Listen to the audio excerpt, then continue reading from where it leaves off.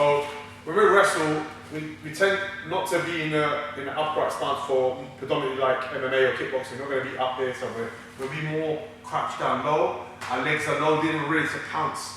And we want to enter the legs and stuff. But it's a good way to practice your entries for double legs, for the single legs. And then what you do is you adjust it and then add it to your MMA technique.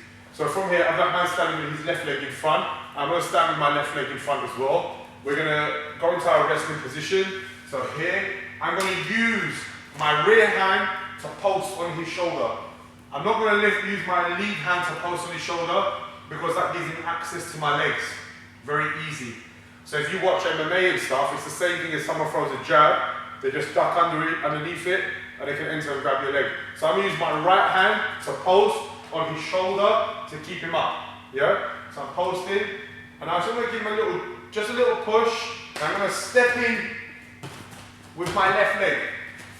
Now, the first takedown I want you to do is just a blast double. A blast double is probably the most common, the most used in MMA. So you don't actually enter with your knee touching the floor. I'm just going to enter changing level. And I'm just going to grab around his legs and just drive forward until he falls down. So that man comes here. I'm here.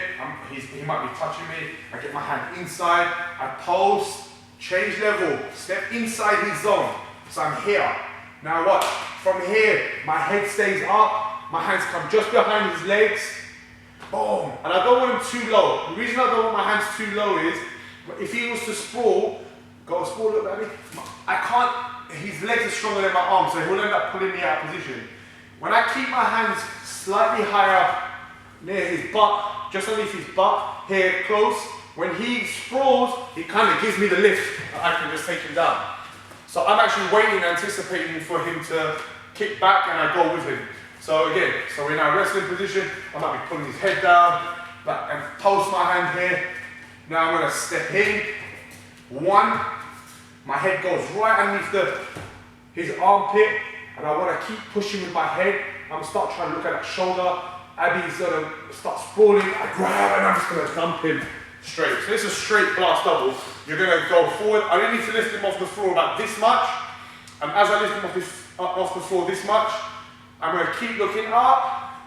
And I'm going to cut the corner. So I'm going to do it towards you this way so you guys can see me.